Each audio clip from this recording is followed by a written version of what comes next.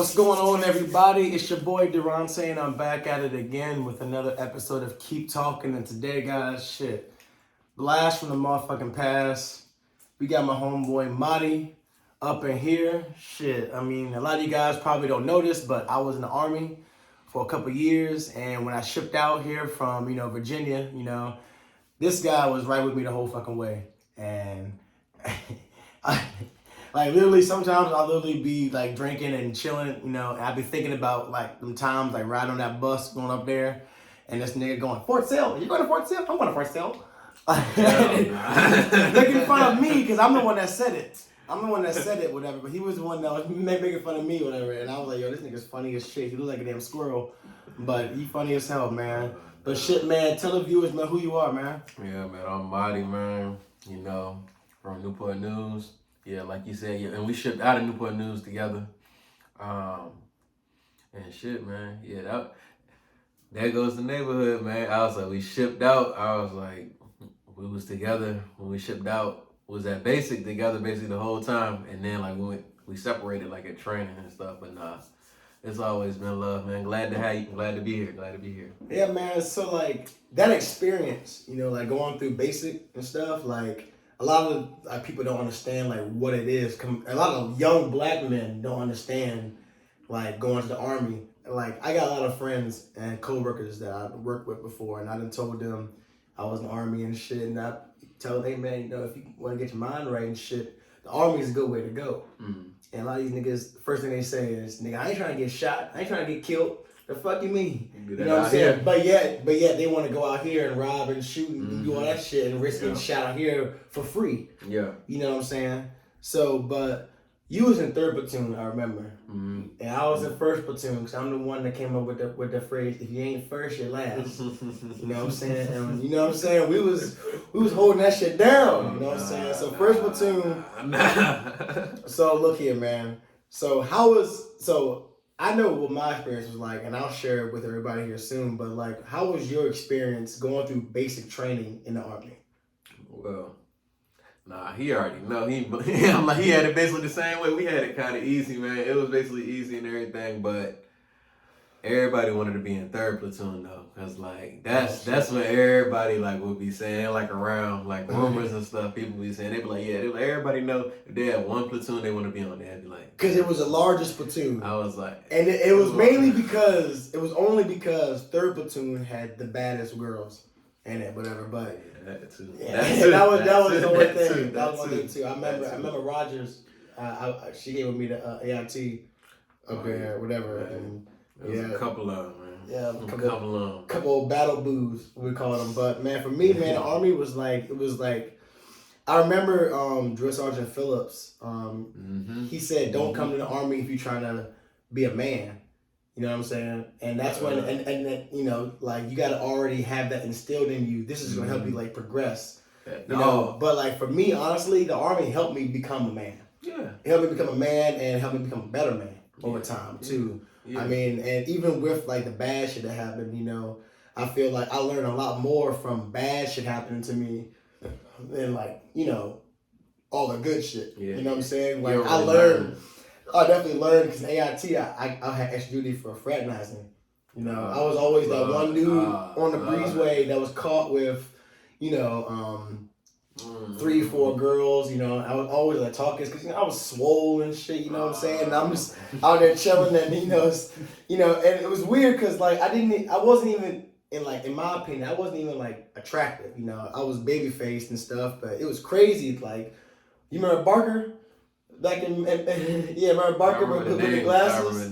With the glasses, man, like she was in love with me, man, and I was like, I remember we were sitting in class one day, cause everybody had classes, in their own shit, in their own bays and whatnot. And we was sitting there, and Sergeant Phillips was asking everybody about their age and their past and whatnot.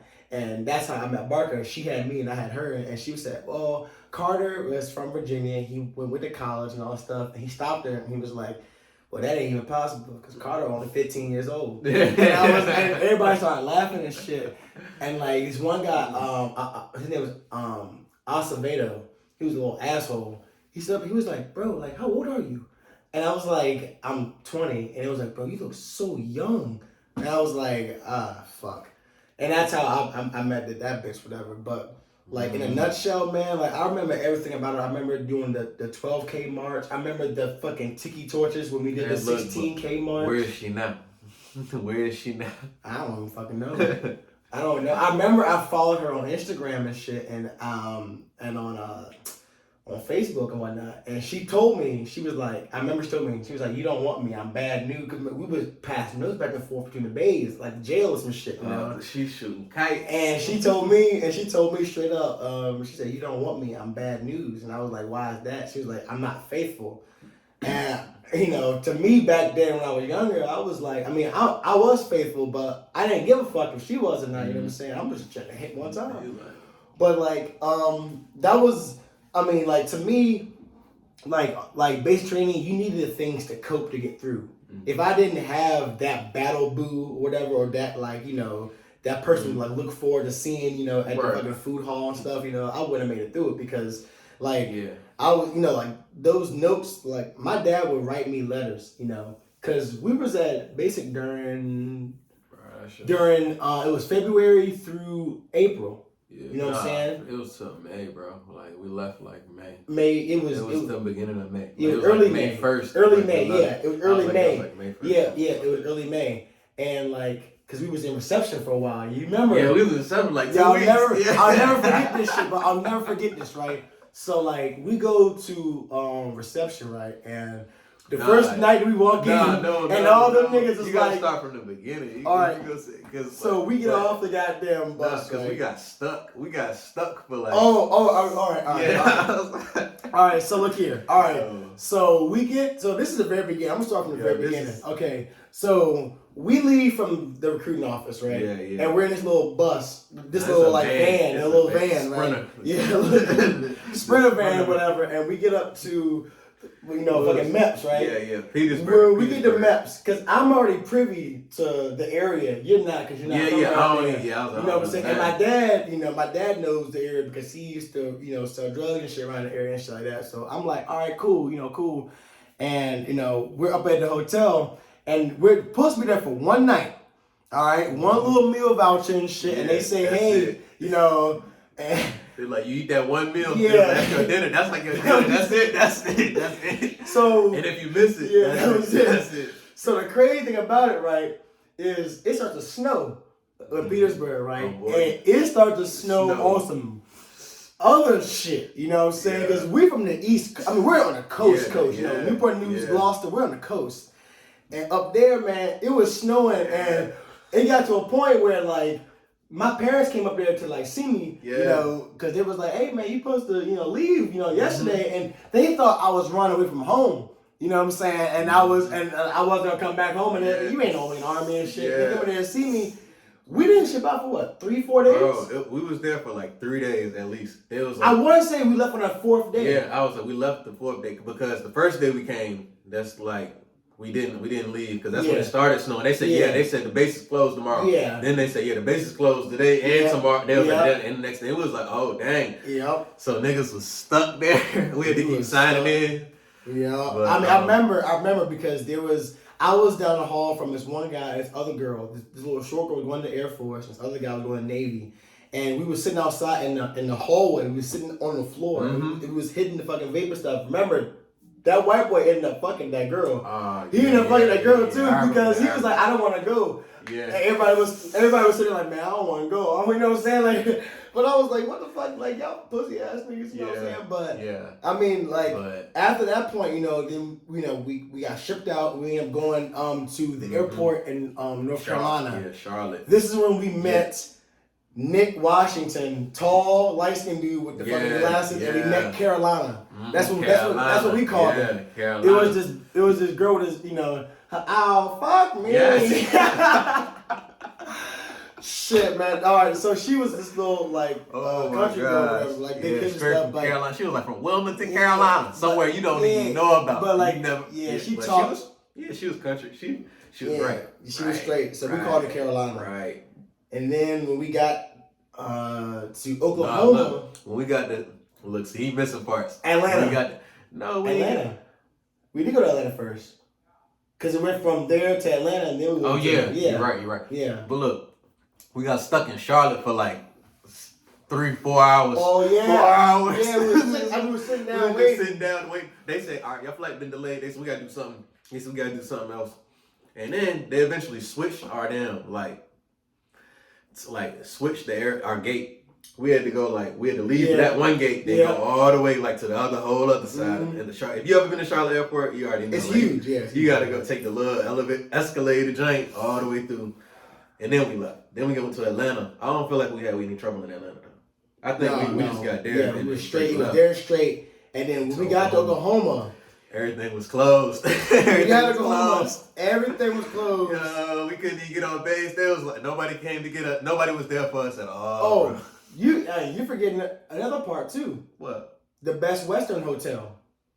Remember? Oh, and yeah. OKC, remember? It was snowing there too. No, remember? It was snowing there. Remember, it was snowing there too. It was the Best Western. We were supposed to only be there for one night because the only reason we was there for one night was because it was a long ass trip. Remember, we stopped there and we was there for 2 days. Yeah. It was a day and a half. I was like, we got there and then we stayed, and then the next morning, we got picked up at 4. And then we had a long ass bus. Drive. I remember because they had that film of Afghanistan on. Yeah. And I looked at that shit. What was that name? What was the name of that joint? Everybody watches it. Yeah. Everybody watches it. If you've been on that trip to the basic, you watch that it's like on an old school TV. Well, if you went 2015, 2013, 2014, all them the little old school tube TV in the corner, it's like they got a couple of them. You watch that the whole way. And then when we got there, I'll never forget. The dude came out. He came in there. IDs. No, wait. He came on the bus, right? Looked around and said, all right, come on. I remember because he was so calm voiced. And in my head, I was like, he ain't yelling. All right, bet. So we get in there and we all walk in there and we had met a guy. We forget about Golden. We met the white boy Golden, the one who was wearing the watch. Remember? No, you talking about the dude? He shipped out with us too, right? Yeah. His name was Golden. Remember? Oh, I can't remember his name, but he shipped out. So we're sitting inside of the little reception, little shit, whatever, and we're all lined up, and this guy's walking down back and forth, with his hands like this, and he's supposed to be inspecting all of our civilian stuff to make sure that so we don't get our phones, sneak anything in. This motherfucker was walking. And he looks over to the. I don't know how he saw it, but this guy Gordon was wearing a smartwatch. It was like the first Galaxy smartwatch. Yeah. And he looked over and was like, "What the fuck is that?" Yeah. I'm telling you, it was quiet as all the way, and then we were just sitting there for a minute, just quiet, and then we was just sitting there, and then he was behind us. He was 3 rows behind us because we sat down and we were it was packed in there. Well, it was just everybody that was with us on the plane and everything. So then we just all in there, and he said, what the fuck is that? Straight. And then I never forget, because our boy Long, that shit that was, I forget what we cracking up. I was he was chill. And I was trying to keep holding it to see him laughing. And then I'm like, what is he talking about? I'm like, what is he talking about? Because I'm like, everything is gone. I'm like, what are you talking about? And then I'm looking down and I'm like, what? He's looking at his watch. Yeah, I'm like, and he said it's a watch. And then I look back and I'm like, oh. Gordon goes, it's a smartwatch. Yeah, he said take that off. He goes, take it off, and he hands it to him. Right, he looks at it. He goes, what is it? He goes, it's a smartwatch. And it was just so damn funny because the dude Golden, he was a white dude, but his skin was so red. He was always so he was flush. Yeah. That's the perfect word for it. But man, so after that point, we end up going to these reception barracks, and it was the fucking jungle. I remember he explained it perfectly. Niggas were hanging off the side. He's like, don't tell them shit. Don't tell them shit. Yeah. And it was you go into this environment where it's everybody is so, we have all the same questions. Yeah. When are we going to ship out? When are we going to get our uniforms? Where do we go? Yeah. And then everybody they said, don't tell them that. They said, we had to figure it out. They was they had to figure it out. Yeah. And I'm like, we come from, I'm like, all right, Batman, don't tell me nothing. I'm like, all right, I already come in with a chip on my shoulder because it's just where we're from. And I'm like, all right, Batman, don't tell me nothing then. I was like, I got to find somewhere to sleep. I was like, that ain't nothing. I was like, I'll find somewhere to sleep. And then we get in there. Then people ask you, hey, can I use your phone? Can I use your phone? Call my girl, man. It was and they moved along in the process. No. So, yeah, I was like, so in reception, right? When you get there, you still have your phone for the first couple of days, right? And you don't actually get your phone taken actually for a while. I was actually like surprised how long we had them. we kept it for for a while. We didn't get it. We didn't lose our phones. Thinking about it now, yeah, it was a long time. We didn't lose our phones until we marched to Alpha Battery. Remember when we? Oh yeah, got there, yeah. And that's what we had. Yeah, we showed it. We kept them. Yeah, we kept them the whole week. We was at reception. We was at reception for like that whole week. Yeah, it was a week. My bad. I said 2 weeks earlier. It was for a week. Yeah. But yeah, we was there the whole week. Kept it the whole week. I was like, okay. I said this training ain't nothing. We was like, what? We kept it. We still on like the gram and everything. To be honest, man, like looking back at those weeks, man, like when we got to our actual like battery, you know, because we was at Fort Sill. And everything there was divided into batteries because it was a field artillery base. So no company. Yeah, so like while we was there, man, it was almost like this, like to me, it almost felt like I was living like a double life because it felt like the person that I left back at home was still that person, but like I gotta do this Carter shit. Yeah. It's to the point now where like, you know, like even jobs I work now, I prefer to go by Carter than to go by Durante. You know what I'm saying? Because it's just a lot easier for me, you know what I'm saying? And it's the name thing, man. Even when I get inside of cars, every time I get inside of a car, this is what I do with my hat. I put it right there. Put the PC just like, just like that. I would, because, you know, you couldn't drive with it on, you know what I'm saying? Yeah. So I always have my shit, you know, even now, you know what I'm saying? So I put it look, you on an 88, Mike. We had our Kevlar on. Oh, yeah. I was like, so we always had our shit on anyway. But those early days of being in the Army, you know, going through basic training and, you know, like those weeks of learning how to like shoot a gun and learning like that, like it's not like in the movies, man. You can tell who ain't shot a gun before. You can definitely tell. If you go to basic, them dudes out there, them niggas got his rifle. He keep charging. Yeah. And then like he acting like it's a rifle. His M16. And then drill sergeant goes, you know, what are you doing? He's like, what the fuck are you doing? Yeah. I'm like, them motherfuckers in there. They'll lose it if you do like anything safety. Bro. Hey, you know what's crazy about it too was like the motherfuckers be shooting like Elmer Fudd in there, you know what I'm saying? Missing like a motherfucker. They miss like a motherfucker. Yeah, they ain't got aim at all, yo. Yeah, you know what's crazy? Was like going through basic, you know, my like buddies were Calhoun and Burns. Remember the tall skinny white boy and Calhoun, like those were the guys that I stuck with, whatever. It's because they was first platoon, man. Yeah, and I was like, and then he first platoon. They had to sleep in our bay. They had to sleep in our bay. He sleeping with the hellhounds, man. I forget what they was. He sleeping with the hellhounds, man. I'll never forget that night.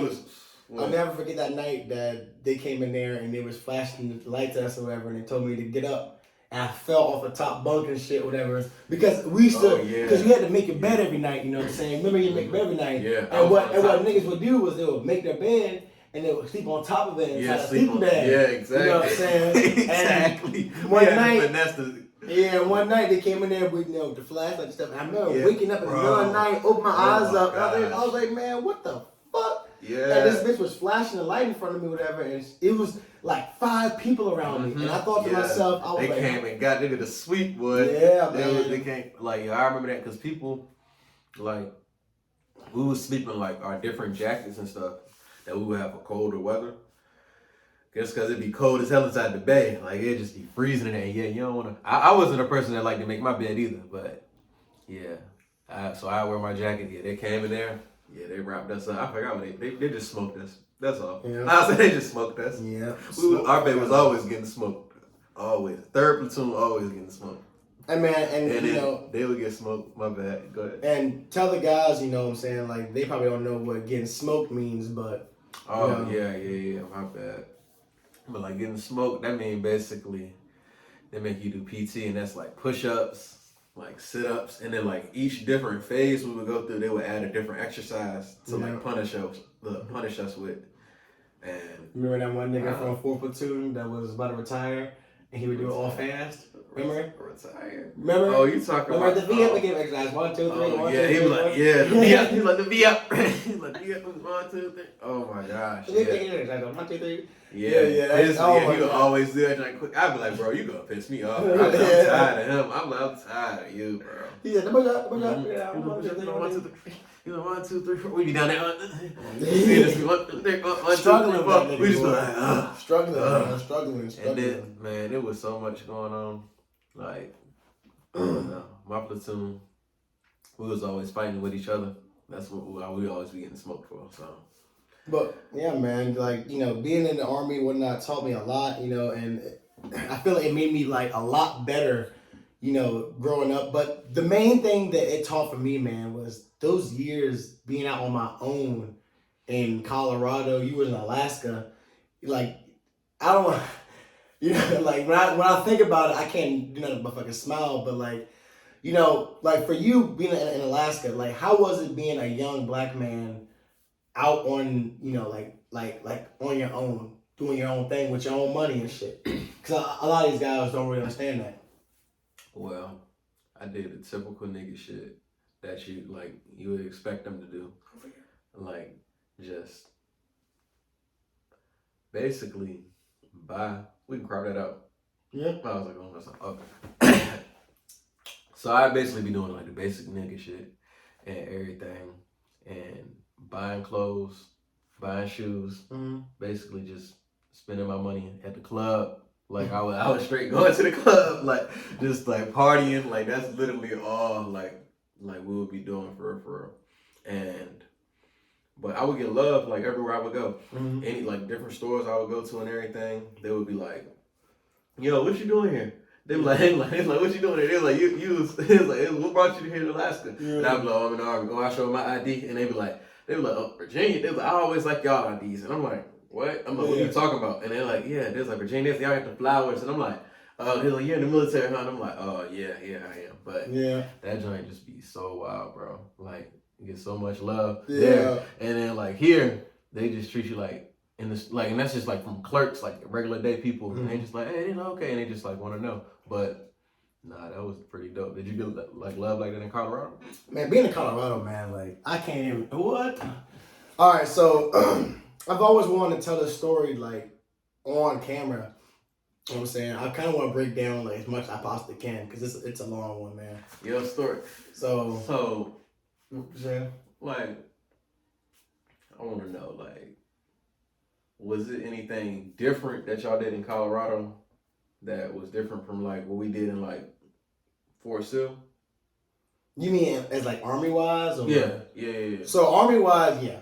I mean, I was active duty, you know what I'm saying? And it was, man, I mean, you wake up in the morning, you do PT, was it 6 o'clock in the morning? 6:30? I feel like it was 6:30. 6:30, yeah. Every morning, whatever. We had a group text. Whatever. Yeah. Every day, you know, they would, you know, text us, whatever, you know. And looking back on it, man, it's crazy to think. I was 21. And the guys around me, you know, mostly in their 20s and whatnot. And my platoon sergeant was a guy named Sergeant Jones. When I got there, it was a different guy. Well, as soon as I got to Fort Carson, it was a guy named Sergeant Martin, but he was actually getting out of the military. He was a master sergeant. He was getting out. Oh, shoot. And as soon as I got there, because I was a reception for a while, and my best friend Derek had actually come and got me from the airport and everything. We had parties all through reception. Oh, yeah. But when I got to my actual unit, nobody was there. I said, where's everybody at? And the sergeant tells me that everybody is at NTC. Well, it was in the field. Yeah, it was NTC. And I was like, oh, man, well, thank God, you know, I just, you know, missed him, you know. And he's like, oh, no, you didn't miss him. You're going to be on the trail. So my very first day was basically me packing, getting my list together, and going to NTC, which is in Death Valley, California. Yeah. Out there at Fort Irwin, 135-degree days, man. Sure. So when I get to the unit, I don't know anybody. I get there, and I basically keep up the same persona that I did all through basic and AIT. So I look at active duty army as like the NFL. And I look at like basic and AIT as like high school and college, because like you can talk all the shit you want. Yeah, but then when you get there, it's like these people, man, they've been driving these trucks for years. They know all the ins and outs. They're like, you know, all this AIT bullshit, but like you don't know how it actually works. Man, I got punked a lot. I did. It was so hot. I mean, I was doing weird shit. What was your job again? I was a 925. I was a fueler. Oh yeah, yeah, that's right. So That's I was right. always late. Like our very first night there, like have you been to NTC? I don't think we ever went to NTC though. I mean, NTC, I don't think man. so. What y'all do there? The staging is basically like a mock Oh, deployment for Iraq. okay, yeah, we did have that, but like ours was in Texas, and then Uh-huh. like they had already like came back from doing that like right before I came. They did like probably like 8 months before I came. So like Well, NTC was, whew, it was only 1 month, all right? mm, But you spent about 8 days in the staging area, all right? Which is in Fort Irwin, which is, the PX, all that stuff. You stay in these hard stand buildings. And man, like, it was hard because, like, those days, like, I was sleeping with a gun on me and stuff and, all that goofy shit, and when we finally went to the box, man, we finally drove 3-4 hours way out to the middle of these canyons. It looked like fucking Iraq for real, man. And I'll never forget looking down at my iPhone, but it was 129 degrees, and it was 9:30 in the morning. sheesh. And like I passed out from heat exhaustion one day on security detail, man. I used to get so scared of them fucking them camel spiders and coyotes and stuff, and that's how it was in Oklahoma though. But it's worse out there. it was probably. bro. It's It probably was about the same. Probably about the same. it definitely got me like in the. It definitely got me in the middle. All right, this was like the hardest it's gonna be. And I remember Sergeant Jones, the guy that was my actual platoon sergeant at the time. He was from North Carolina, the dark skinned dude. He would always tell me, "Hey man, you can do this. You can do any fucking deployment. Because over deployment, you have a lot better food. You have a lot better equipment. You could be a lot better off." Yeah, it's way better. When I got back, man, getting back to Colorado, man, it was. When I got back, we had to sit in the motor pool for like 2 days because somebody had lost a damn dagger in the field. You know a dagger, field dagger, and it's not a fucking knife, not like that. And man, I tell you, boy, we sat there and we finally got released. We went back to our barracks. I had never even been to my barracks yet. Right? Yeah. I went straight there. Yes. Yeah, that's wild. So when I got to the barracks, I was so happy. I was like, bro. I said, bro, these are my barracks. Yeah. Fort Carson is in the top percentile of barracks of all across the U.S. Army. Man, I'm talking about a room way bigger than this. Way bigger than this. Tile floors, but full size bed. Not a twin. Full size bed. Lucky.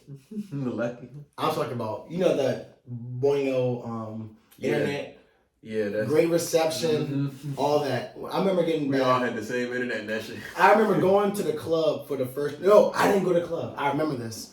Derek picked me up and went to a party down at Colorado State University, down at Pueblo. Pueblo was the next county over from Colorado Springs. It was probably about a 35, 40-minute drive. Boy, this state, what? Oh, man. Anyways, just going to my first real college party, what I'm saying? That was a big thing for me, what I'm saying? Because being out here, I live in Gloucester, Virginia, and that's across the bridge from Yorktown, Newport News, Hampton, where there's a lot more things going on. All right. And on this side, it's more like country vibe. Being out there in college parties, it's like being a celebrity.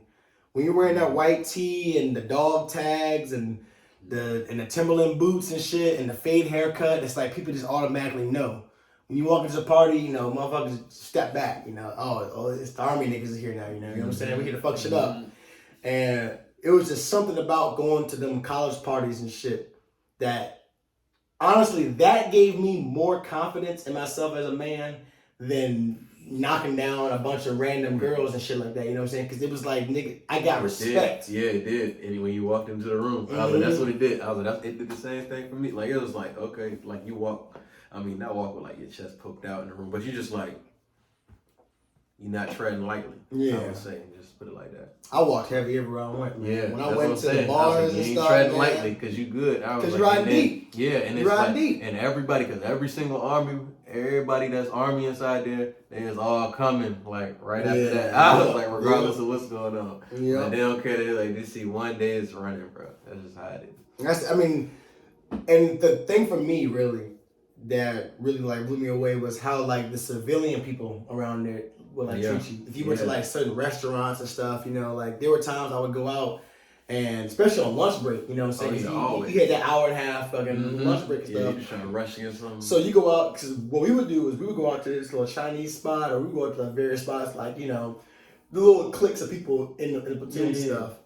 There were so many times, bro, we would go out and we would get up to, like, pay our bill, and the bill was already paid, you know, because we're still in, you know, ACUs and shit like that, and people are like, oh, you know, they didn't pay for our, you know, our food and shit. I never forget. They don't even say nothing sometimes. Yeah, I was over at a fucking IHOP one time in Canyon City. It was the next county over to the north, actually, of Colorado Springs, or the east. I forget. And I had just got off of work, but I was going over there to meet some girl, and she was actually still at work. So I stopped at this IHOP, and I'm sitting there eating food, you know, like by myself.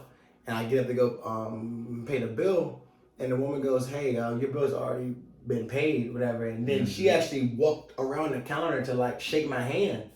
And she was like, I want to thank you for your service and all that. And I was just like, bro, if only you knew that I don't do shit. If only you knew I don't do a goddamn thing. I just, you know what I'm saying? But they shake your hand because in their mind, they think, hey, you know, you're getting shot at every day. Look, I said, bitch, I live in Colorado. Look, we 1% of the whole like U.S. population. Yeah. I was only 1%. I was like, so they just like respect that, man. And the thing about it, I be going on Veterans Day, man. I be tearing them fucking. Oh, he got to. Be tearing them fucking deals up, boy. It's only right, man. It's only right. Tearing them fucking deals up.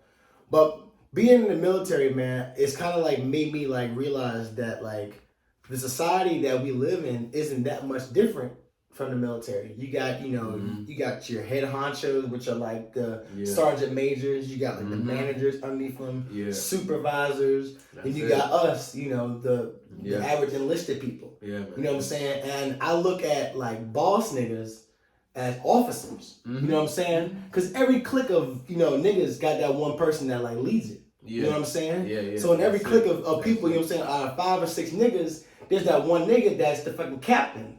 You know, he's the major. You know what I'm saying? He's the battalion commander. Yeah. The rest of the niggas, you know, there's a hierarchy amongst them, but there's always that one leader. Yeah. You know what I'm saying? And it might come down to, you know, the physical aspect. You know, a sergeant might be the strong nigga. You know, the fucking corporal might be the funny nigga. You know, and, you know, the specialist and shit might just be, you know, like the new nigga.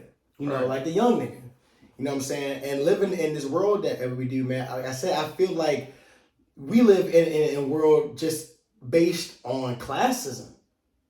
A lot of it. And you see it around, especially at work. You know what I'm saying? There's niggas at work that have been there for 20, 25 years that don't follow the same rules that me and you follow. Yeah. You know what I'm saying? We gotta be back from break, you know, 30-minute break, be promptly back at 30 minutes. Yeah. Them niggas come back dragging their feet at 33 minutes, you know, but because, you know, they done been there and done that. So what I'm trying to figure out is, what is going on in a world where these old niggas are holding on to the grip of shit when it's a progressively younger world? What's your fucking views on that, man?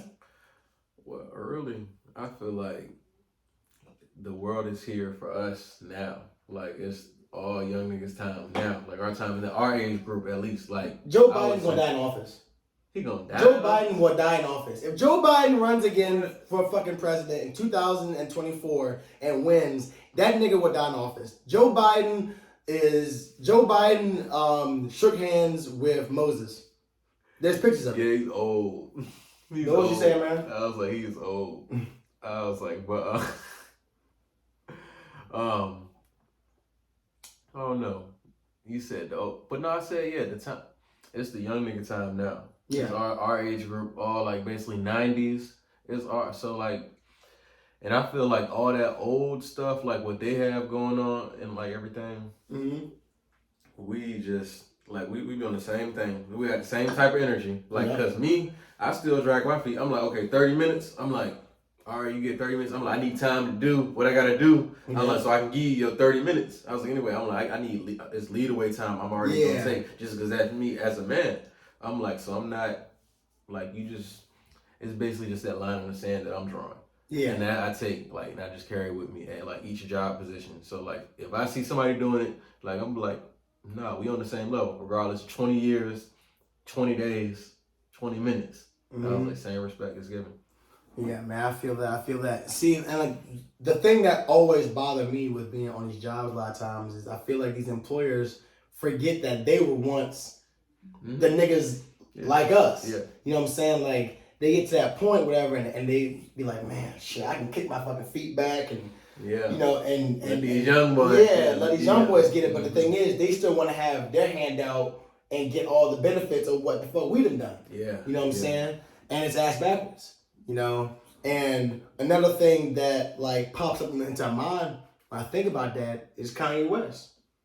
When I think about Kanye West, Kanye West is the kind of nigga that appropriates himself with the black culture, you know, when things are going good for him. But when things ain't going good for him, he wanna put his hand out for the white man. So with Kanye West, I don't know if you know anybody's privy to this shit, whatever. I'm pretty sure everybody's seen it, but Kanye West showed up wearing a White Lives Matter shirt. I seen You know what I'm saying? And then goes on Drink Champ and spews for about 3 hours about how the Jewish community and how black people, you know what I'm saying, ain't with the shit. You know what I'm saying? Yes. And I'm not gonna sit here and say that a lot of the shit that he did not say wasn't, I might say that wasn't correct, but I'm gonna say there's a lot of things that he said that rubbed a lot of people the wrong way, and I wanna know why. Why he said it? Yeah. You wanna know why he said it? Okay. Really? Yeah, that's what I really want to know too. I'm like, cause it's just, I'm like, it's like a lot of that stuff didn't need to be said. Like, and I would have just left. Like, it's certain topics that you don't touch. Kanye West is the kind of nigga that pulled up to Burger King and asked for a Big Mac. He said, I think I got one in there. I know there's one in there. Y'all niggas got burgers. You got bread. You can make a Big Mac, goddammit. You got one in there. Come on now. Come on, goddammit. You can make one. They said have it your way, right, nigga? It's my way, nigga. I'm Kanye. Fucking hurry up. Come on. That's like a South Park episode, man. Something I'm like, but that's what, yeah. But look, I bet you he go to the right Burger King, he'll get it. That nigga pulled the Burger King like fucking Dylan Booth. I'm like, he man. shot 8 niggas and I'm gonna give me a burger. I wonder what Dylan Booth got. I wonder what Dylan Booth got after he shot them 8 old people down there in Charleston, South Carolina. I wonder what the meal he got. Did he get chicken fingers? Chicken fries? What's the serial killer meal? What's the meal that serial killers eat? What do serial killers get from fast food spots? I feel like all serial killers get a cup of water just to test the fucking system to see if they're gonna get it or not for free. And if they don't get it for free, they're gonna come back and kill the fucking person at the drive-thru. I don't believe that. I believe they'll pay, but like not have enough to pay, and then that's how they figure it out. They gonna order a Big Mac and they only got $2 in their pocket. Yeah. And they can be like, oh, so Cindy at McDonald's didn't give me this Big Mac. I'm gonna off this bitch tonight. Yeah. I'm gonna follow home tonight and kill her and take all her ramen noodles. Because the food is not yours. The food is not yours. Why would you do that? That's real. Why would you do that? I'm like, if you like, I just be like, all right, just give me what you got. Because it's been plenty of times. Look, anywhere I go, bro, like I just be getting some food and then I'll be like, oh shoot, I be like, I don't have enough. Or like they'll be like, your card declined. I be like, oh, I only got this much on the card. They be like, okay, and they give me the food. Or like they just tell me they don't charge me for it. Like, and I done been to McDonald's before. I used the app. The code don't work. They just like, all right, go ahead through. They give me everything for free. This nigga been living through bum logic his whole life. This nigga never got a scholarship for college.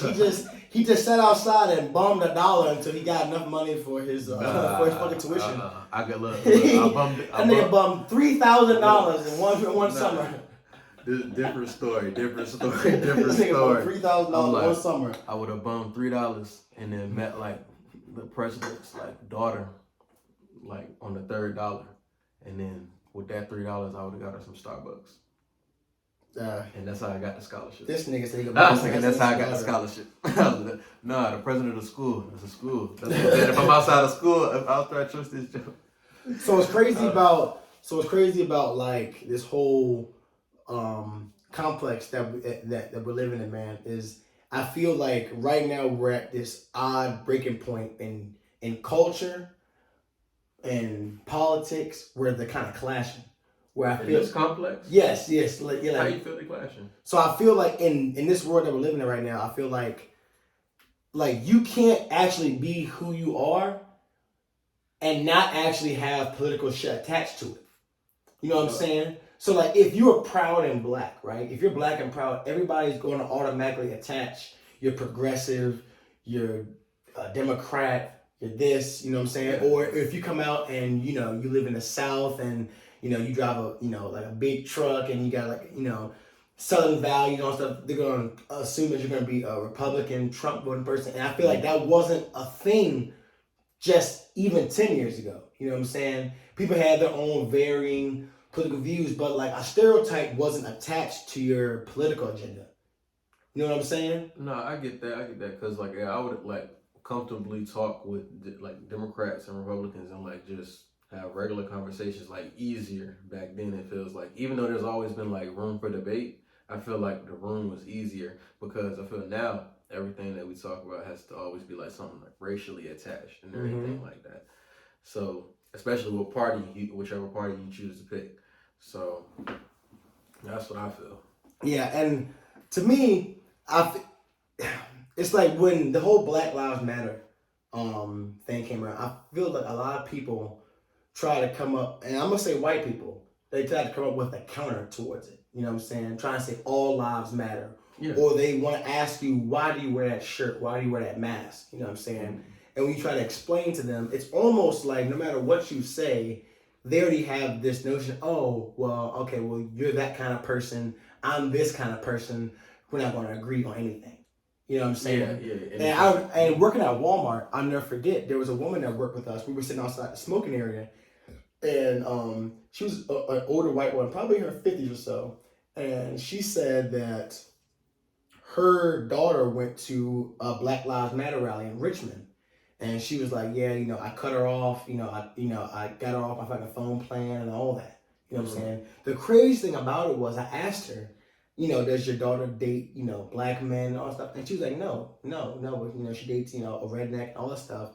It's just she feels the need to go up there and speak up for other people. And the lady said, I personally am not racist, but I'm not going to go up there, whatever, and cause a ruckus, whatever.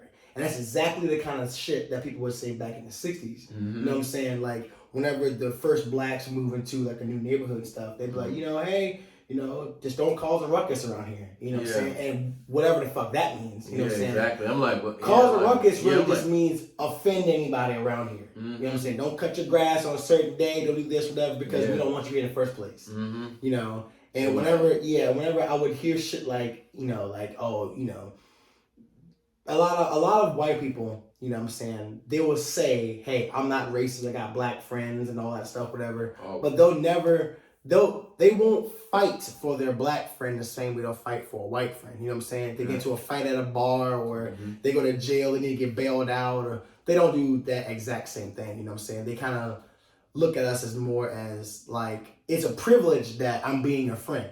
You know what I'm saying? I've even had friends even tell me that before. Well, people I thought were friends in the past tell me, I'll never forget this. I was friends with a white boy named Hunter. And he took no heroin now. He's probably in prison. But I told him, I was like, we was watching a Tyler Perry play, you know, and I was telling him, I was like, bro, man, it's great watching, you know, this black man write all these fucking plays and all this stuff. And he was like, yeah, man, but, you know, this is all, he said, this is all black people are probably ever going to get. Plays stuff, unfortunately, you know. And this is a young guy, too. He was probably about 16 years old when he said this. And this is how much confidence he had to say this. He also said, when I spoke, I said, hey, there's a place, man, Atlanta, Georgia, where there's fucking black people riding around in limousines. They're corporate. They got money. They got butlers and all that shit. And he told me, he said, man, look, I don't believe it. I have to see it to believe it. He said, all I've ever seen is the black people that I see on TV. And that's when I realized, I was probably about 19 years old when he said that. But that's when I realized that there's a big, like, gap in, like, culture. You know what I'm saying? Because, like, there's songs that me and you know that are, like, classics, that are, like, cookouts and stuff like that. You play, everybody would vibe to. Yeah. That if we played at a fucking... a bingo hall or something, everybody would be like, what the fuck is this? Yeah. But yeah, they have classic songs that we know because it's been pushed so much. We hear it in elevators. Exactly. We know Journey. Yeah. Nigga, I've never sat down and listened to, like, I have, but, you know, just a city boy. Oh, You know what I'm saying? yeah. I know that song from so many movies, from sitting in waiting rooms at the doctor's office, being in elevators, being in taxis, commercials, everything. But you'll never hear Lifestyle being played or Summertime by Will Smith. You'll never hear that shit being played out, in the public. You know what I'm saying? Yeah. You really don't hear that at all. Like just now, like you just starting to hear like some like just stuff. Now you're starting to realize like Rihanna, like she's starting to get like that international push. Yep. Like and that took her like a long time. 20 15, 20 years for Rihanna to get. Yeah, like now you be sitting in an elevator, you hear like Pharrell, cause I'm happy. You hear shit every fucking way. You know what I'm saying? And the weird thing about it, man, it took us to appropriate ourselves with very light. You know what I'm saying? All those songs that we were talking about that are like internationally, sung, they can be sung by almost anybody. You know what I'm saying? And that's why it's non-threatening. They're not talking about guns or shooting or whatever. And I always tell people about this, man. Rap music. What is rap music to you? I would say, like, I say it's an umbrella. Like it's an umbrella, like to other, not kind of like an umbrella, but that's the only way I can put it. But it's just like. But like, what is the definition of rap music to you? The definition. If you were writing into a textbook, what would you put underneath the words rap? I would like songwriting over a hip hop beat. Honestly. So like I don't know. No, explain. Yeah, the way I look at it, right? I look at rap as the poetry of the streets. Yeah. Okay. Okay. That's a better definition. When people try to say that rap is a lot, so when I remember growing up in elementary school and middle school, right, listening to like 50 Cent and a lot of the more like gangster rap, whatever, and people would always try to tell me, especially like white kids, they'd be like, that's when Eminem was out and Weird Al and all that stuff, and they would say, bro, like rap is so much more than just shooting up people and selling drugs and whatnot. Yeah. But here's the thing. In our community, it's not. Yeah. Because rap music, growing up, seeing drugs, seeing alcohol, seeing the degradation, of people around me, that's what I appropriate best to. I can't listen to Weird Al rap about drowning a skunk in a fucking bathtub. Yeah. I can't listen to fucking Eminem talk about spitting in the big kids meal and riding a big wheel. I can't do that shit, you know what I'm saying? Because I understand it's catchy. Rap is all about rhyming, you know what I'm saying? But like, I don't appropriate myself to that. So I've come to the conclusion, that there's 3 categories of rap listeners, all right? There's the hardcore hip hop fan. Okay. The person that loves hip hop. Like lyricists, Nas, even the guys out nowadays. J. Cole, Kendrick Lamar. All right, and that's mostly, older head black guys, black men that understand the craft of it all. You know what I'm saying? And believe it or not, older white men too that grew up in that era. You know what I'm saying? Next, you have the era of people that just like the beats, that just like the upbeat stuff. That's all the kids. Yeah, I was like, that's like all 2000. That's now. The upbeat stuff, all this. Remember, these guys aren't rapping nowadays, man. They're not rapping. It's just the beats. It's all the beat and stuff. You know what I'm saying? That's the futures. The engineers. That's all these guys. Okay, that's all the kids who like that stuff. And then the third group of people that like rap music are people that like the upbeat stuff, all the same shit I just said, but they want it to be sung from a white voice. All right, that's what the Colt Ford is. That's what the Morgan Wallen is. They want to hear the upbeat stuff, but they don't want it to be sung. They don't want to be. They don't want be talking about nigga. I'm that nigga. I'm that. No, in their minds, they can say, I'm that cowboy. I'm that cowboy. I'm that cowboy because they can appropriate themselves closer to that than they can to this shit. Yeah. You know what I'm saying? That's true. So that's why when a lot of times you see guys basically in the South being called, like a good old cowboy is the same thing as being, a nigga. You know what I'm saying? Like, what up, boy? It's the same thing as shit. What's good, homie? We even that the same now. Years ago, white men used to firm handshake. Then it went to just this. Now, if you're cool with anybody, any man, it's Straight up. Yeah. As white and black now. Yeah. Because it's our appropriation. Being black, man, in a nutshell, is just cool. It's just cool. That's it. And you see it in movies. Exactly. You see it in movies and TV shows. Yeah. They be like, man, that guy's just cool. Yeah, you know what I'm saying? Like, he's way cooler than me. Yeah. You know what I'm saying? Like, that's our number one export out of America is black culture. When you look at those, it's the culture. When you look at those fucking videos of Iraq and Afghanistan and all that stuff, them niggas be riding around on them trucks and stuff, shooting on back of your Toyota trucks stuff with them gun mounted. Them niggas be wearing Puma jumpsuits. They be wearing Bill Russell jerseys. They be wearing fucking Rasheed Wallace jerseys and stuff. When they be over there, you know what I'm saying? They be wearing all that old overstock shit. They be like, shit, I know about Rasheed Wallace, man. You know what I'm saying? He shoot, bang, bang. He the real killer. I ain't killer. You know what I'm saying? Like, that's how they be over there. Them, you be seeing on TV when niggas be over there, they be like, damn, that nigga over there in Germany is wearing a fucking goddamn Nike jacket. Yeah, they you know what I'm saying? Same drip. Yeah, exactly. So, and you see the same thing. Don't nobody dress with more swag than Asian international students. Oh yeah.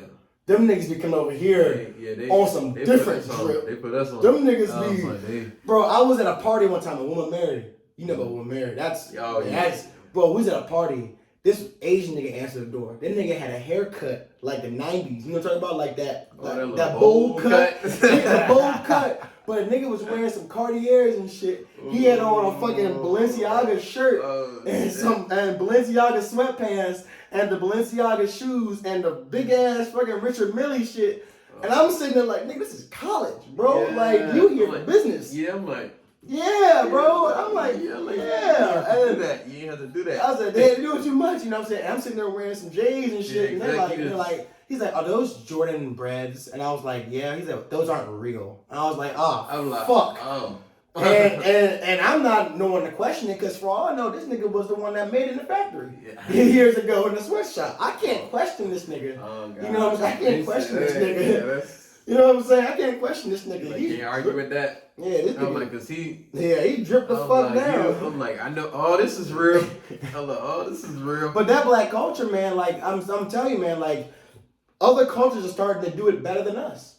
Like, South Korea is starting to do American culture better than what we're doing. BDS, that fucking international group. You go on Twitter and you be looking at that shit trending. Who the fuck is BDS? And it's them Asian guys with that, you know, on the subway with that little commercial and shit. Them niggas, I be like, who the fuck are these niggas? Oh, they're the number one group in the world. What? I don't even know who the fuck they are. You know what I'm saying? You said they in South Korea? Yeah, South Korea. The last South Korea, like, music I like. G-Ma. Yeah, the Keep It. I was like, yeah. But you see what I mean, though? Them niggas are doing it better than what we was doing. That beat was so hard that American niggas hop on the fucking remix. Yeah, I'm like, that was. Yeah, I was like, nigga, what? Yeah, they ran that. Going outside, he's speaking Korean. Like, I'm like, oh my god. But what's crazy about it was the fact that they're rapping in Korean and the subtitles was still matching up to what they were saying. Yeah. That's what kills me with different languages. Mm-hmm. Like, even with like Spanish, they still rhyme the words and it still means the same. Mm-hmm. That's what blows my mind about music. Music transcends all languages. That was man, how they did that was a work of art. Yeah. It was so many people on that song too. I'm like, that was a work of art. Like that beat, I feel like it wasn't that long. Like when they first, like I'm like, y'all had to loop it up. I was like, y'all had to do some tweaking to it or something. But nah, it's definitely, it's music like that. The beat that draws you in. Exactly. I think, I don't know. I think I'm all three. The list you listed, I think I'm all three. I'm so well-rounded. I was like, you said like, I can't relate to being like, I want to hear it from a white boy. I'm like saying like, I want another Elvis Presley. Yeah. That's like me saying that. I'm like. He said, fuck Drake, man. I want Elvis to sing this shit. I want Elvis to sing, Kiki, do you love me? Yeah, that's like me saying that. Do you love me? Yeah. Fuck that. No, nigga. I'm just saying that, like, me, honestly, I love rock. Yeah, I love country. Yeah, I love rap. I primarily listen to rap and R&B, but I love classical music. I love all kinds of music. I like all kinds. I'll just leave it at that. I was like classical. I'll listen to it and it's like peaceful, like when I'm just like going about a task or something like that, and just hearing that like cleaning. That's what I do classical. Jazz. I like special composers. You know what I'm saying? Like, I've even like John Williams, the guy that did most of Star Wars music. Yeah, I know John Williams. I really love. I play a song called Digital Prisms. It was in Area Band. I listen to that now. You listen to composed. Nah, well look, you probably you definitely probably heard all these songs. It's like we're no strangers to love. Yeah. I listen to and I love. Have you played Fallout? Like Fallout 3, Fallout 4? It's been a minute. All that music I love. All of them. All that 1930s, 40s jazz, Showtime music. I love it. Yeah. No, you don't get it. I have it on my phone. Oh Lord, he like that. I love it. Louis Armstrong. I know it deep in my brain too. Like Louis, like that music. Look, yeah, kind of like that kind of like upbeat, like type joint. Yeah, I should show you a song here in a second when we get off this podcast, bro. You definitely gonna fuck with all that shit. But man, question, and here's the big one: who's winning the Super Bowl this year? Chargers. We're gonna bring it back for San Diego. But look, no. If the Chargers, all right. Well, look. I'll leave it at this. You said, who do I think? With my heart, the Chargers. With my head and logically thinking, it honestly I think Buffalo probably take it. I want to say Buffalo. They look different. You said they look different? They look different. Yeah, they look great. And look, they need is OBJ. Really, they don't need nothing. They really, I mean, they don't need nothing. I say they are automatic as fuck. I mean, they have what Buffalo has going for right now is they have Lamar Jackson without the mistakes. They have Patrick Mahomes without the mistakes. All in one player, and Josh Allen. He can do everything that Patrick Mahomes can do. He can do everything Lamar Jackson can do. He's not faster than Patrick. What they about the same? He's way faster than him. Josh Allen be getting the fuck out. But he's an athlete. Bro, that nigga be running guys over, hurdling niggas. He's gonna get hurt, bro. Big Ben. I was like, Big Ben did the same thing. You understand this? He's bigger than Big Ben. He's bigger than Big Ben was 6 foot. No. Big Ben was 6'6", 240 pounds. Josh Allen is 6'5", 250. Josh Allen is also a better athlete. He is. Yeah, better athlete. Way better. He gets away from a lot of. Big Ben was slinging guys off him. Josh Allen's. I'm a You don't see it when you get a chance to watch the film on him and actually see him like getting out. But look, you be like, whoa. I seen him. I seen the film and everything. In my opinion, he's a better athlete. It's gonna sound crazy. He's a better athlete than Cam Newton was at Apex, because honestly, he's affecting the game more. He's not getting hurt as much too. Yeah, I was like, that's another thing. Big, strong, as natural. Yeah, it's definitely natural because man, he come from Wyoming. I was like, farm boy. Yeah, he come from Wyoming. I was like, so that's all that's backyard, back barn. And when you see it, when you watch the games, man, it's like he make plays. He makes all the plays. Yeah, like he be 3rd and 24. Yeah, he runs the whole thing. Yeah, he'll do it. I'm like, he'll do it, and it's not like he just. Just rushing. Yeah. He tosses one. He be stiff arming guys on first downs. He understands the game situations. And another thing, Stephon Diggs is just in his absolute prime. Monster. In his prime. Monster. He's always open. Yeah, that nigga's 7'11". He always open. Mm-hmm. He Waffle House. He always open. I'm telling you. And then you got Singletary. You got Gabe Davis. Von Miller on the defense. And Von Miller is playing like defensive player of the year. Lights out. And I think Buffalo, right now, you can't really say anybody over the Eagles because the Eagles are undefeated. I said Buffalo, right? You know what I'm saying? Yeah. Yeah, I was like, the Eagles are undefeated. But Eagles, they can do all that regular season stuff. They was for real 2017. Like, I don't think that's a whole new team now. Yeah, it's a whole different team. But I'm not sure. I think it's the NFL. You think it's enough for them this year? This is the NFL now. The NFL now, it used to be you can get away with I don't say running quarterback. Now that ain't that now. These are quarterbacks. These are running backs who can run. These aren't running quarterbacks. Mm-hmm. These are guys who, if the play breaks down, they're athletic enough. Because back in the day, quarterbacks were groomed. Yeah. Nowadays, man, you when you're 9, 10 years old, and they know you're the best athlete on the field, man, we're putting the ball in your hands. Yeah, every play. Every single fucking play. Because the play breaks down and you're the guy. They was like, make something happen. It's basically high school football. Yeah, now how it is now, because it's not too many just guys, DNs and defensive linemen are faster than ever. Yeah, it's no DN. I don't think it's no DNs. I mean, like I say, no defensive tackles. I think everybody's an edge. Everybody's like a hybrid, like just linebacker. Yeah.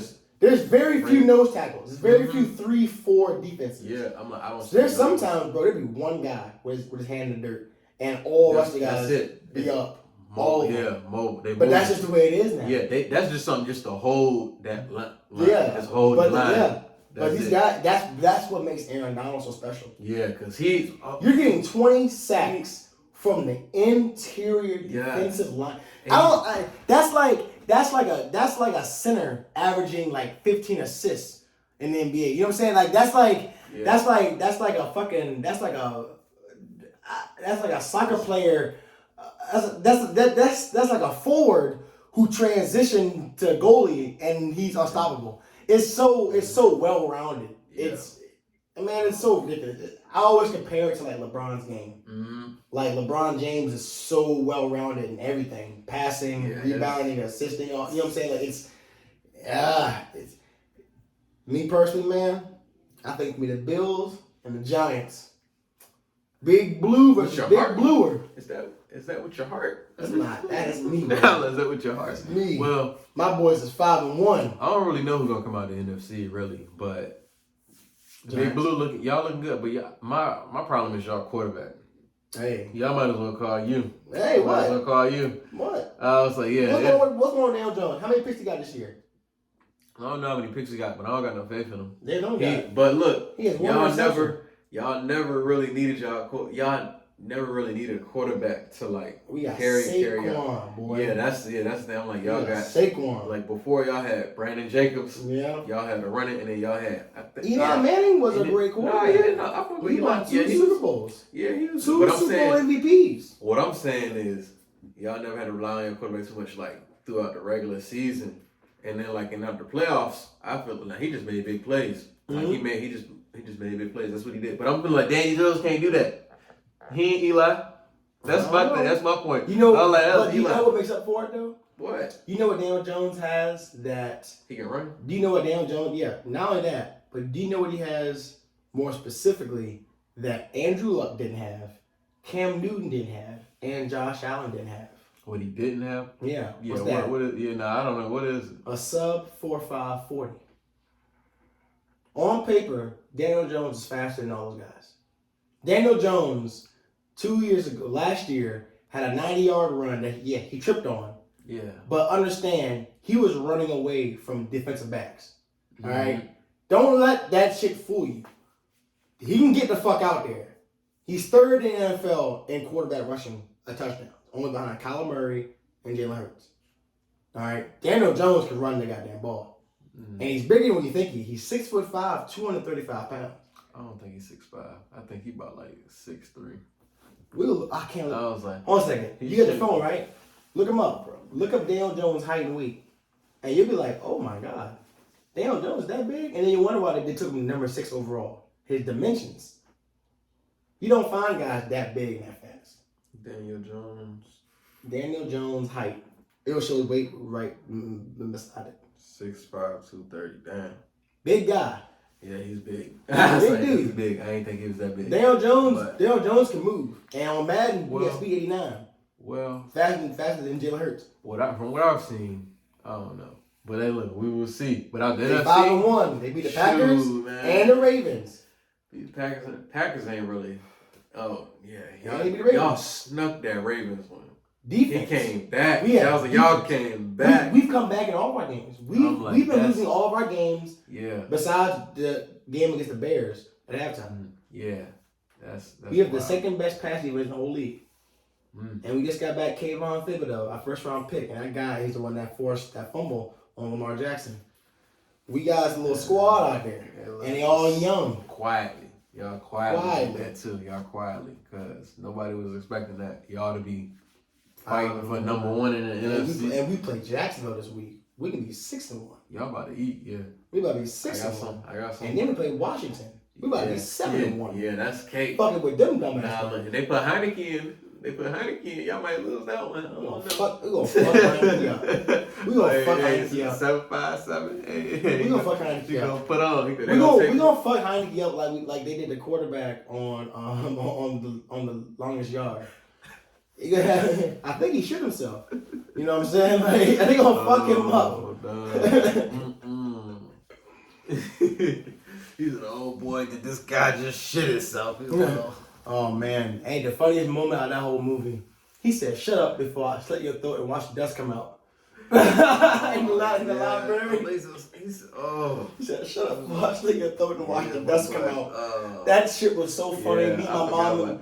You know, it's crazy. Growing up with young parents, I had to be in the theater with them a lot of time when they went to watch R-rated movies. Mm-hmm. So my mom was 17 when she had me. So, you know, when she was 27, I was 10. You know, she's older. I'm older now than what she was. Yeah. I could imagine having a 10-year-old, 11-year-old running around.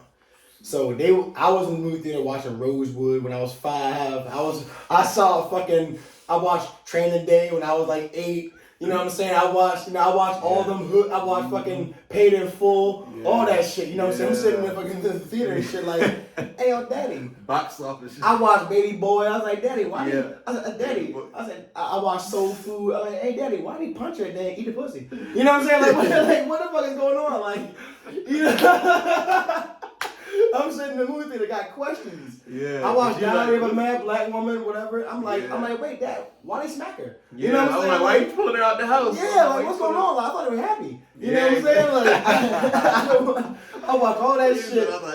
I watch all the goddamn plays and shit. You know, I'm watching Tyler Perry plays and stuff that got deeper meanings when I'm 12. Exactly. I'm going to school and watching fucking people fuck around, and I'm like, damn, what's done in the dark is gonna come to the light. You know what I'm saying? I'm sitting there as fucking in 7th grade, you sitting at the lunch table, niggas over there singing fucking Blink-182. I'm over there. You gotta cook and clean and wash everything. Shine and green. That shit was my stuff, boy. Yeah. I'm telling you, man. Everybody's seen the Tyler Perry plays, though. Everybody worth seeing them, man. They all on bootleg. What's crazy about it was we saw them all on bootleg, and then they came out on DVD a year later. Exactly. I was mad as a motherfucker. I remember the first one I saw on normal DVD. Medea's Class Reunion. Yeah. It was on DVD, and I watched that shit, and I'm looking at it, and I'm like, oh my God. Damn, ain't nobody getting up in the middle of the fucking movie. Mm-hmm. Ain't nobody. Look out.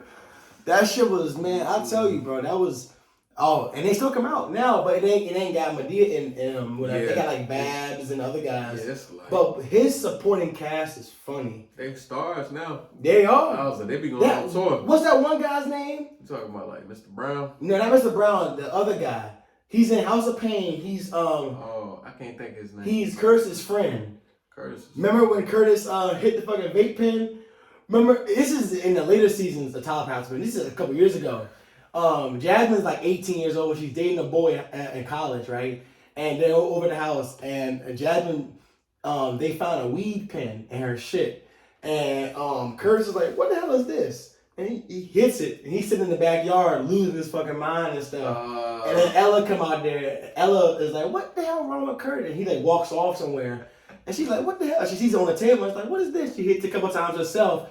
And then she eats a couple of the edible mints that Jasmine had in her purse too. And whatever. And she gets high, whatever. And then, you know, CJ comes home and is like, what the hell are y'all doing? And they're all, oh, CJ, you know, all that shit, whatever. Yeah. And then that's when Jasmine comes home and they're like, Jasmine, what the hell did you give my fucking parents and all that stuff? But it's crazy. I don't like House of Pain because they make the simplest shit look so evil. You know what I'm saying? Like, yeah, it's like she was like, first it's weed, then it's crack, and I was like, oh well, you know, your mom's crackhead. Soap opera, that's the thing. And I don't watch some soap operas that he got, like the Oval and shit. Oh yeah, it just demonizes black men. Tyler Perry has made he made a living on demonizing black men. He has. In all of his movies, the dark-skinned man is the villain. What about Shamar Moore? He was the light-skinned guy, wasn't he? Remember, the dark-skinned guy was the villain. And remember, the dark skinned guy and Why Not Get Married was the villain. Remember, he's the one that spilled all the secrets at the table? Remember? Dark skin. Yeah. Remember in all the movies. Dark hair bald nigga. Yeah. But, he makes all of them look better. What about Daddy's Little Girl? He wasn't dark skin. But the guy who was hood nigga. Yeah. But the hood nigga was dark skinned. And you know what I'm saying? He was, and the crazy thing about it was the dad was a reformed hood nigga. You know what I'm saying? That is. He was a reformed hood nigga. So it's not like they gave him any fucking time of day. Yeah, you know what I'm saying? Yeah, they hit him. And the only way for him to solve the problem was aggression. He hit him with a car, which is crazy. Yeah. How the fuck you catch a nigga that's driving in the middle and hit him, and then get out of the car and survive the car accident, and then beat him up? You know what I'm saying? And then get your ass whooped afterwards. But you know what I'm saying? It basically was saying the only way that black people can coexist is if they kill each other. That's the underlying message that people don't actually see. Daddy's Little Girl? Yeah. Or is that all his movies? All his movies are demonizing black men. Okay, so find me one Tyler Perry movie in which a black man was not the antagonist. Not the antagonist? All of them. The family reunion one where he was beating on the woman and they found out about it. All of them. All of them. Medea goes to jail. The black judge. Medea witness protection. That was a comedy. That was a comedy. And even then, it was the dark-skinned black parents that weren't cool with it as opposed to the redneck ones. Even the new Tyler Perry movie that came out recently with the one where the fucking kid was dating the fucking mom and stuff, whatever. Yeah. It was the black family that was that. You see what I mean, though? And even now, in his newer plays, he got transgender motherfuckers in there. Oh, yeah. I saw that shit. You think I ain't see it? You got that motherfucker. And what's funny about it, too, was when Medea came out in that play, whatever, she was like, young man. Because, remember, they had that one dude with the fucking rainbow hair and a mustache. Oh, no, I ain't seen I've seen that one. It's a brand new play that came out like last year. I ain't seen I don't watch the new ones. Yeah, and the rainbow, motherfucker got rainbow hair. And she said, young man. Yeah, he was like, young man. And he said, young man. Yeah, like, that's funny as hell because, like, even Medea, even Tyler Perry's acknowledged on stage, hey, look, you know, come on. You know what I'm saying? Yeah. He said, you. I'm like, yo, what? I was like, but how you keep your composure? Another thing too, man, that I believe is that Tyler Perry is a homosexual who is living out his homosexual fantasies in his movies. You say that in the last 5 years. You say that for Eddie Murphy too? In the last 5 years, all of his movies have had at least one, if not more, LGBTQ people in there. Not only that, what man also enjoys dressing up as a woman? Yeah, it wasn't just him coming up. It wasn't, I gotta do this just to come up and stuff. No, he was rich in 2010. That nigga was still put on that dress. If that's his thing, I was like, if that's his thing, that's his thing. But he lives in Atlanta. And we know about Atlanta. Yeah, we know about Atlanta. We know about Atlanta. But them niggas are they be wearing high heels and got Uzis in their pockets. Oh my gosh. Them niggas will do this. Them niggas will, I'll shoot you, nigga. Get back. Them niggas will be out there. Them niggas be ready to blast you with red nails on. Young Thugs that had it with a dress because they had a stick. Hey, man. That nigga had a stick already. He had a stick with a nigga ass. That's what he had. What? That's what he had. Stick with nigga ass. All right. Hell no.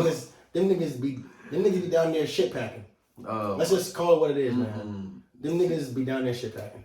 Who? Them niggas down there in Atlanta, they be shit packing. You know what they be doing on there, goddamn it. Oh my gosh. You know what I mean? I don't want to think about it. I won't try to go there. Them niggas are down there on some dark skinned Jeffrey Dahmer shit. I'm like, yeah, nah, them niggas is down there on that porn category that only got 5 views. Yeah, I was like, that's some dark web. They on that shit. They on that shit. Watch Young Thug get eaten out by Yo Gotti. Oh, hell no. What the fuck? Oh, hell no. Bro. There's a whole new site down there in Atlanta. You know how this bangbros.com? It's just called brosbang.com. And like this. It's nothing but a bunch of niggas banging. Bunch of niggas getting hit down there. Bunch of niggas getting hit. No. Mike Will made it alright. Mike Will fucked it. That's what the intro be. Oh no. That should be crazy as a motherfucker. For the music? Yeah, them niggas be down there busting ass open. Disgusting. Oh no. Oh, disgusting. No. Well, imagine the first successful openly gay rapper besides Lil Nas. Imagine if there was like a nigga like Gucci Mane that was rapping about money and shit, but there was niggas in the background twerking. I don't think it's gonna take a while. It's coming around. It's only a matter of time before one nigga be out there. Nigga, I'll be busting niggas' asses down. It's only a matter of time. It's gonna have to be a damn old ass gangster nigga that fucking come out that motherfucker. That nigga gonna call the booty warrior. Hey, look, whatever. Hey, he gonna be official. Nah, I don't think niggas is gonna. I don't know. Them niggas in the hood. You watch The Wire. Yeah, he watched The Wire. Yeah, that's what I was about to say. Look, The Wire. Yeah, I was like The them Wire. Them niggas was kissing niggas and shooting niggas. Yeah. He said, "I love you, nigga. I'm gonna go kill this nigga real quick." Them niggas on some weird shit. What's the niggas on some weird shit? I never get that scene when the nigga was sitting on that fucking stump, and then they was sitting there, and he was like, "All right, man, I'll see you later."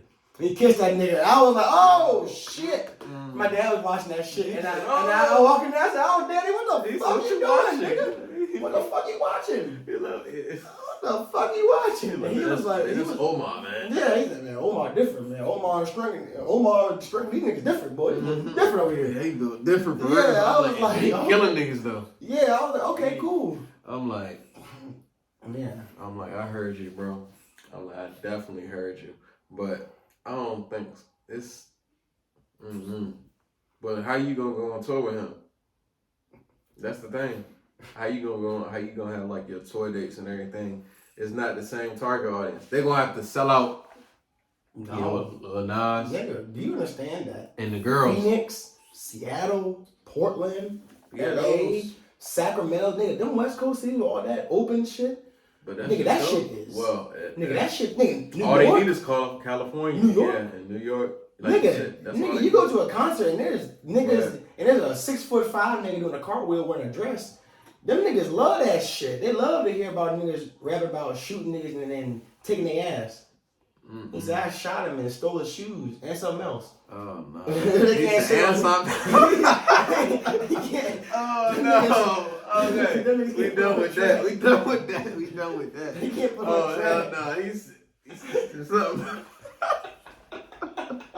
Oh, my gosh. This nigga's real on that track rapping. He said, no. I took his ass and something else. Nah, rap on that track, bro. What the fuck? What? He said, fuck shooting your ass, nigga. I'm taking everything you got. Your manhood and shit. Nah, I don't know if niggas trying to hear that. Nah, niggas getting indicted for real. If you doing RICO cases on it, doing regular nigga shit, I'm like, nah, bro. You better. I'm like, nah, hey, go get that nigga. Go get that nigga. Niggas getting caught That's what they gonna say about some shit like that. He doing that on the track, bro. Fuck yeah, man. You said, so you're a DraftKings man. You already know it. Why you pick DraftKings? Because I won it the first time I got it. I got it. I put $10 in and they gave me like $100 to bet on. And it was easy shit. This is 2 years ago where I didn't know nothing about betting. But I put $2 down. I forgot what it was. I think it was the Texans. It was Deshaun Watson, the Texans. They were playing against somebody. It was the Patriots, and they were underdogs, and they beat them. And I had put $2 down, and I won $58 off that shit. And from that point on, you know, whenever I was using Cash App as my like main bank, and I would put down like $5, $10, and I would, you know, put different bets on, you know, $1, $2 on random shit. And, you know, I'd win $10, I'd lose $7, you know. Well, not lose $7, but you know what I'm saying? Like, I wouldn't get it, you know what I'm saying? Like, and I remember one time, this is when DraftKings started doing the fucking, if your team goes up, you win. You can cash out. I had a really bad internet fucking connection at my fucking grandpa's house. And we're watching the game, and it was the Cowboys versus the Bears. No, it was Thanksgiving. And this is when the Bears beat the Cowboys Thanksgiving a few years ago. And the Cowboys were favored by so much. Mm-hmm. They were favored by it was like 14 point spread. Nigga. It was ridiculous.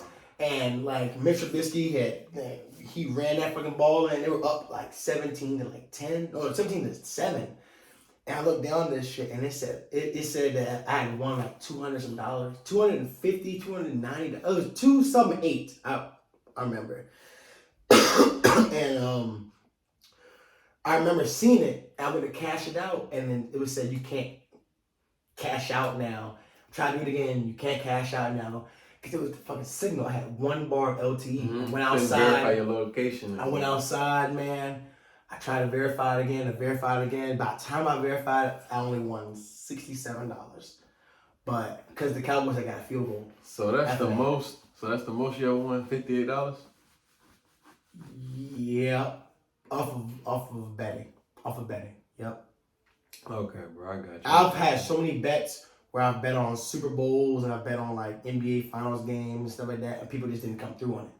You know what I'm saying? Like I was in the Army one time, whatever, and just me as one guy, and like he just didn't like respect me, I guess, whatever. And I was like, bro, like, and we had so many bets prior to that we honored, and it was one of these bets where I was like, bro, man, it was the Seahawks beating the Packers. I said, the Seahawks might beat the Packers. And they beat them, whatever. And the Packers were up by like 3 scores and shit. It was raining and stuff. And they beat them. And dude was like, bro, I'm not giving you no fucking money for that shit. And I bet him like $500. You know what I'm saying? And he had it on him too, but. Oh, no. That's when I robbed him. Yeah. I was in the Army. You got me fucked up then. I was in the Army and I did not want to cause any trouble. This is before my fucking DUI. Oh, yeah. I forgot you. I did not want to knock anybody out. Yeah, or even get into a fight, nigga. I even got punched in the face. Hold on, it was before. I definitely would have did that joint. Yeah. I definitely would have got that. I definitely would have got that Article 15. DUI, Give me that Article 15 for that. You got to see me. Nigga, before DUI, I was a button-up soldier. I went from E1 to E3 in 2 weeks. 2 weeks. Nigga, I got E2 promotion, and then Sergeant Bell was like, he was like, hey, this motherfucker is running his ass off the PT. Give me E3. This motherfucker is running, bro. Well, like we were doing like the company runs and shit. Did you play for the football team up there? Yeah. Okay, I was like, that might have got me my promotion. No, I didn't play for Fort Carson. No, I played for the Colorado Steel. I played for a semi-pro team. Oh, okay, I got you. Fucked up out there too, man. Imagine not playing. No, they had no practices, nigga. So we were I bought the pants at Dick's Sporting Goods. I bought the helmet, whatever, and they gave me the little decal to put on there. And we went to one of the games, whatever, right? And I'm out there and I'm like, we ain't doing warm-ups, nothing. Them niggas was just over on the sideline. Get your neck right. Get your neck right. Over the sideline. The refs just came out there. Yeah, they just did a coin toss and they kicked the ball off and shit. And I was like, oh, what the fuck? You like, so like yeah. So I was starting receiver, right? And this is how I became starting receiver. I was on the sideline, right? And they was throwing me a couple balls. I was just catching them and stuff, and they was like, this guy right there. So I was number 10 on the Colorado Steel. Yeah. And I went out there, bro, and I caught that fucking pass, and I was running. And the first time I got hit, I was 22. I hadn't played tackle football in 5 years. When I got hit, bro, when I hit the ground, I got up and I was so mad. I was about to swing on a nigga. I was like, what the fuck, nigga, what the fuck? You know what I'm saying? But I had to reel it in like, oh shit, nigga. Fucking tackle. You know what I'm saying? You know what I'm saying? Yeah. Bro, that next day, you know how sore your neck is and stuff from hitting this shit. Bro, I was sitting back in that bed. I was like, nigga, I made no money. I have a concussion. I had a concussion. I went to the hospital. I had a fucking concussion. He said I made no money. I had no money. I got a concussion. It was 5:30 in the morning. I had to be at PT. I was like, bro, I can't do this. I can't keep doing this shit, bro. Mm-hmm. I ran and stuff, and the next day we had a fucking game. I went down there, bro. I was playing, bro. I caught that fucking punt. and I was running. That nigga caught me underneath my legs, and my legs fell on me, and I fell on my ass. Yeah. And I was like, ah! And I got up, and I was sitting on the sideline, and all I could think to myself was, bro, if I had just practiced, if I had done some hitting drills and some shit, my body would be conditioned for this shit, man. And my dumb ass, I'm out there playing because, you know, there's no regulations. I'm out there playing with just the knee pads and the thigh pads. I got no ass pad in. I ain't got no thigh. I ain't got no these hip pads in. I ain't got no mouthpiece in. My fucking tongue is bloody as a motherfucker. Fuck. I'm mad as a bitch, bro. And that's why I started to realize, bro, this is just a bunch of grown men who like to play football. Just beat up each other. This is not trying to make it to the NFL. And what's even worse about it, almost every semi-pro team, there's that one D1 nigga that fell out of school that's just as better than every fucking body. Bro, I'll never forget this. We watching a film, right? We had one practice, actually, a couple practices. We watching a film, right? And I'll play running back. And I got the ball, I'm going through the fucking hole, and you can see all these other old niggas on the field just looking around, linebacker looking around for where I'm coming. This one middle linebacker, 23 years old from Oregon who then fell out of college. I mean, just beelining it. He's the only nigga on film if I can stand out. Yeah. Lighting my ass up. My little ass. You should be hitting real NFL niggas. Yeah. And I'm coming to the line. Yo! I mean, flying back off your feet and like shit. A missile. Yeah, and then it's like, bro, this shit is not fun anymore because now I got a fractured forearm. Now, you know, I got hemorrhoid. I have a hemorrhoid because when he hit me, I clenched so hard. I got a hemorrhoid. No, this is not worth it. It's not worth it. You knocked my fucking back tooth out. Yeah. I'm not wearing a goddamn mouthpiece. Fuck this. I said, fuck this. I gave him back the jersey and shit, whatever. And they was like, what? You can't handle it? I said, yo, there's not even an ambulance parked out here. Yeah. Do you not realize that? Like, there is nobody in the crowd. We are playing at a middle school. A middle school football field, nigga. There's nobody in the crowd. The grass ain't cut. There ain't no lines. You got 4 cones marking the end zone. Yeah. Over this bitch.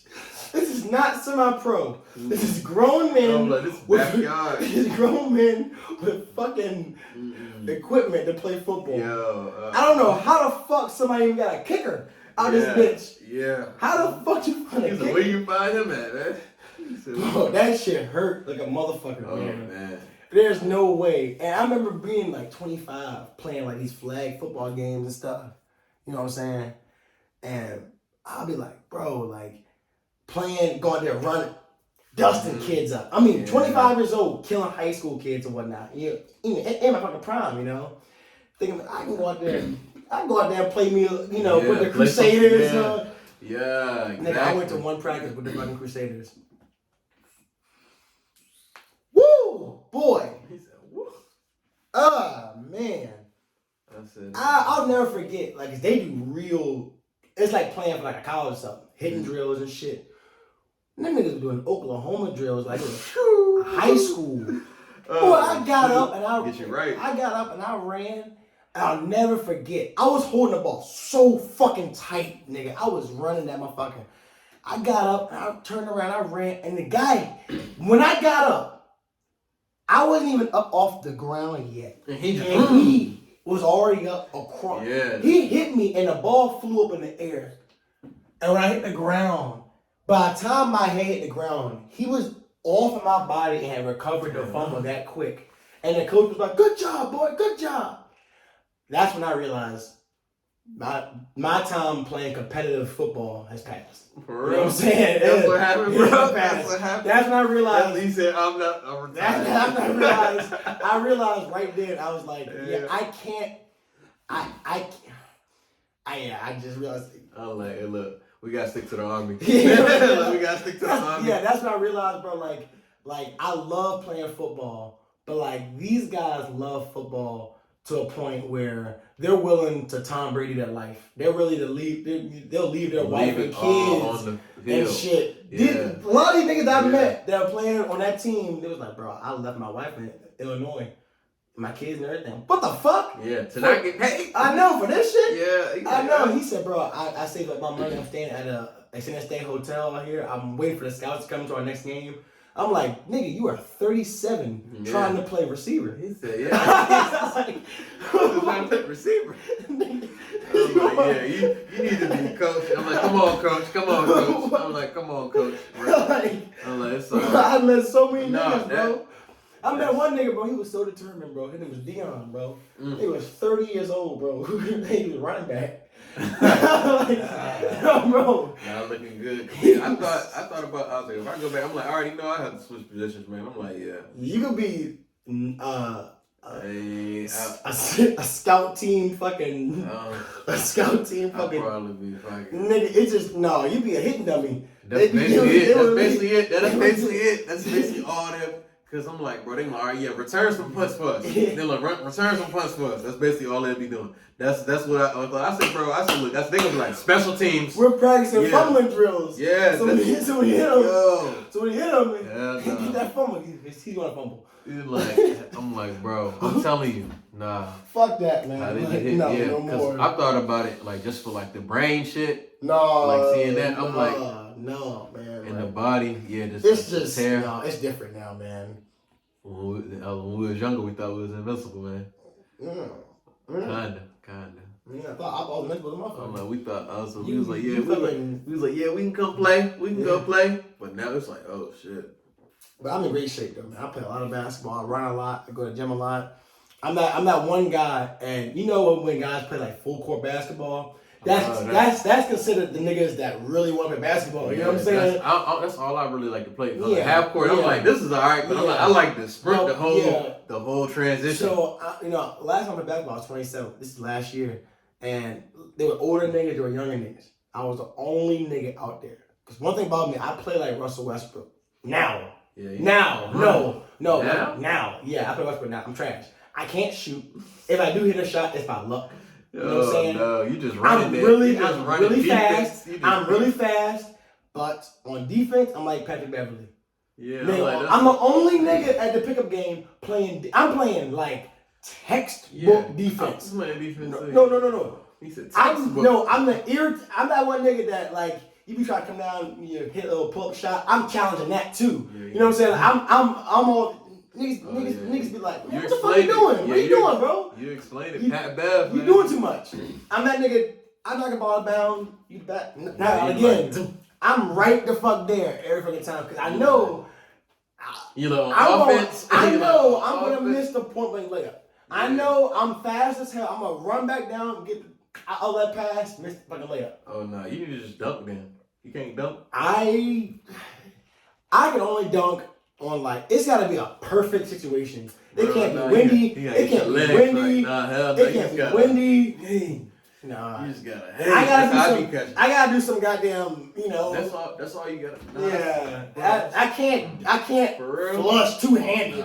We ain't them kind of niggas. Nah, I just get one hand. That's it. It just be one. I can flush some, but it'd be like if I'm flushing, it's just. Yeah, and dunking in traffic. Is all out of question. That's out of question. But like nowadays, niggas undercut you. So if you going up like that, they gonna put some up. Let's just be real, nigga. We ain't dunking on nobody no more. Shoot, I'm dunking on niggas. I'm not.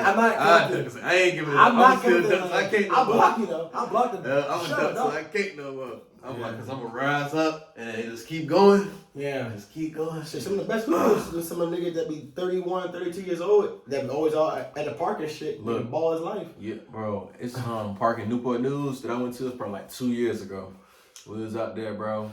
Like just hooping. We just regular hooping, just running full court. Man, and there's a dude out there like you say, like about 32. I don't know how old the cat was, but dribbled up the court. Dude come up just for the alley, and he just threw it up so nice, like he like CP3 or something. Threw it up for the young cat. Dude flushed it on dude, took him for a ride. I was like, oh my gosh. Old heads, so like all them old heads. And we lost to some old heads out there too. Bald head niggas, like bodyos. They playing textbook basketball. We running them down the court though. They can't like we running them down the court. Yeah, they got one dude that's just a pest, like you said. This one dude that's a pest, little small dude. He just on defense doing everything. But then they just go off and they start Yep. Yeah. Boosh. And I'm like, yeah, fakes and shit. I'm yeah. like, I do the same shit, but I'm like, bro, how y'all making all these? Because they they missed so many. That's why. Bro, hours of it. Them niggas been doing all that shit for years. I'm like, yeah, niggas been there. Yeah. You be like, what the fuck? Yeah, I'm like, hell no. That's that old man basketball. I'm like, hell no. That's that old man basketball. That's that old Kobe, old LeBron. But I be doing turnaround shit. I be still doing that turnaround. I ain't gonna tell you all my moves though. I'm gonna start charging you. I'm I be doing that. Sometimes I still hoop in my Kobe's, but that's the last time I hooped since Kobe passed. Did that little hoop on that last hooping session, 2020. I only hooped in my Kobe's. I mean, I hooped last year, but that was in some other shoes. Hell yeah. So I like to finish off these sessions, man, a lot of times with a little roast off and shit. You know what I'm saying? Roasting niggas back and forth and shit. So I got, you know what I'm saying, like, normally I would have, like, you know, some more people around me. Like, you end it with roasting. Yeah, man, roasting niggas. Okay. We roasting niggas. But I was like, we could do it with something else. We gonna smoke off. We gonna roast this nigga here, man. This nigga right here, bro. This nigga only got this nigga only got army shit. This the most army shit. I'm gonna let him finish. I'm like, this the most army shit we could ever do. This is all niggas we have to do. Talk shit to each other all day, every day, all the time. All the time. Bro. This nigga got one tooth and his favorite chip is a Cheeto. Oh, that's nice. This nigga right here, man. What else is the best nigga? Goddamn it. This nigga got a whole fridge full of nothing but Oreo cream. You ain't got no Oreos, just the cream in that bitch. Goddamn it. We're gonna see which ones they like better. Goddamn it. You ain't never had sex with nobody that actually wanted to have sex with you. You done paid for all the pussy you ever had in your life. You even one time asked a bitch for an EBT card. Oh no. I'm gonna get on his ass. Go ahead, man. I'm gonna get on his ass. This is back and forth. Go ahead. I was like, my boy. He kept going though. He kept going though. I'm up. I don't think I got three in a row. Y'all can't see his pants right here now, but boy, y'all see these pants? My boy going fishing, man. You don't know I was saying, y'all boy going fishing. I was like, my boy going fishing. This that European shit, boy. This nigga's pants got ripped when he was running from a nigga that was trying to rape him. Oh my gosh. See these shows? No. This nigga right here. I'm trying to touch shit. This nigga right here could not do it. Oh no. Hell no. This nigga knocked on Jeffrey Dahmer's door and said, "Hey nigga, what about me?" The fuck? Hey, all these other niggas in the street. What about me? Hey, he like nigga, right? He got this chain from a nigga named Ock. Yeah, he named Ock. Oh my god. This nigga. Hey, look, and he got these bees from a nigga named. No, I'm just. I can't go against the culture. Nah, I fuck with the bees though, dog. This nigga lost his virginity to a mechanical bull. This nigga ain't never. You ain't never had sex in a house with pictures of anybody's family in it. You've been fucking in nothing but squatted apartments your whole life, nigga. Oh Lord. Your next door neighbor is a bag of Doritos. You homeless, nigga. Oh nah. You homeless, nigga. I'm done. That's been the episode of Keep Talking, man. He can go all day. He can go all day. It's not fair. Hit the subscribe button. Hit that like button, man. We're back here every week with whole new episodes. My guy, Motty. We out here, man. Yeah. Keep steady. Keep steady. Keep strong. Keep ready, boy. Keep talking. Yeah.